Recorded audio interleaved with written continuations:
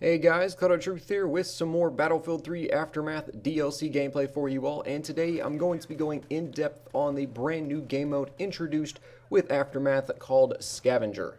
And what my goal is for this video is to bring you all a in-depth review and coverage of this new game mode to hopefully bring you guys a better understanding of how it works, how it flows, and for those of you on the PlayStation 3, if you've played Aftermath, you may be still a little bit confused as far as actually how this game mode works. Hopefully this video will help you out, and of course those of you that play on PC and Xbox 360, and we'll get access to Aftermath in just a couple more days.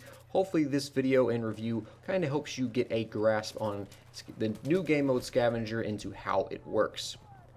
Now, guys, I just want to say this right off the bat. I'm probably going to make a mistake, just say something incorrect. So if I do, please feel free to leave a comment down below. If I miss something obvious, go ahead and tell me. It's probably going to happen, but hopefully I'm going to try to cover almost everything about this new game mode. So for me, Scavenger feels a lot like Conquest Domination from the Close Quarters DLC. And the reason I say that is because the flag capture times are very fast in this new game mode. And that is your ultimate goal while playing Scavenger, is to capture the flag for your team in order to bleed the enemy's team's tickets down to 0. Because of the very fast capture time, Scavenger is a much faster paced game mode than your normal Conquest mode. However, it's going to be at a much larger scale than Conquest Domination for Close Quarters, which makes it a lot of fun, and it does keep the pace very fast, like I mentioned before. Now, when you first start off in Scavenger, you're going to notice that all you have is your pistol. And in fact, there's only two things you get to choose when first starting out while playing Scavenger. And that is the pistol you're going to start out with and your squad specialization. Those are the only two options you get to choose. So guys, start out with your best pistol. Don't pick something that you don't normally run with and you know you're not good.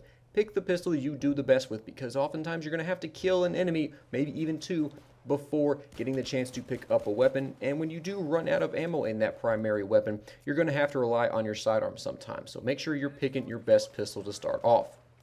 And speaking of picking up weapons, yes, besides the capturing the flags, the main goal of Scavenger, hence the name, is to pick up other weapons that are lying around the map. And in Scavenger mode, they are indicated by arrows in which you're running across, and when you get near a weapon that's lying on the ground, you'll see the arrows pop up above them. Now, these are all going to be primary weapons, and one of them does include the crossbow. However, these weapons are divided up into different levels. Level 1 will generally consist of your personal defense weapons. Level 2 is usually going to have your shotguns, sniper rifles, and the crossbow. And finally, level 3 is going to have your assault rifles and carbines. Now, one thing I will say about the weapon spawns is that in the area in which you pick up one weapon, like at a specific location, that weapon that you pick up will not always be will not always respawn, I guess you would say, in that specific spot. For instance, one of the earlier clips I showed in which I picked up a crossbow, I don't know, maybe 30 seconds later after I cut off the video right there, a Dow 12 pops up where I had just previously picked up the crossbow. So the level of weapons seems to stay the same and their locations seem to stay the same. However, which weapon it actually spawns in seems to be different.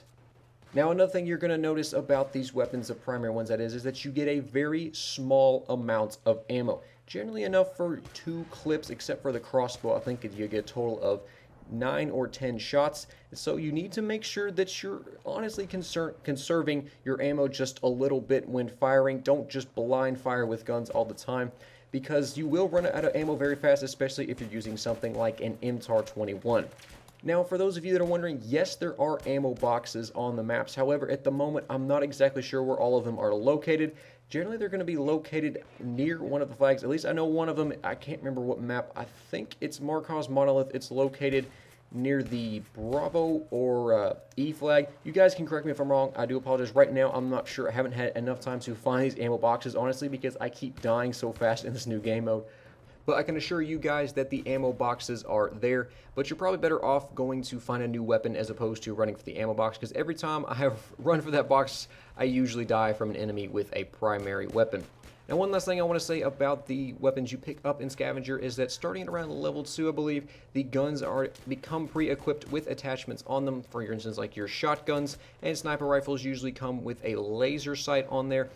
for increased hipfire accuracy, as well as the carbines. So just kind of keep that in mind when you pick up weapons. Look and see what kind of attachments are on them. However, the level 1 guns like the PDWs don't come with any attachments as far as I know for all of them. I think they're all basically naked with nothing on them. So hopefully you guys hopefully you guys enjoyed this review. It was very helpful and informative. Although one more thing I do want to mention though is that really I think now it's just going to come down to learning where the spawn locations of the better weapons are at, and at the start of the match it's just going to basically be an all-out rush to get there to get the good guns in order to give yourself an advantage in a gunfight and hopefully help your team win by basically having that good gun that you can kill maybe 1, 2, or even 3 enemies with. Once again, hope you guys found this video helpful and informative. Leave your thoughts if I missed anything down below in the comments section, and I'll see you guys next time. Have a good day.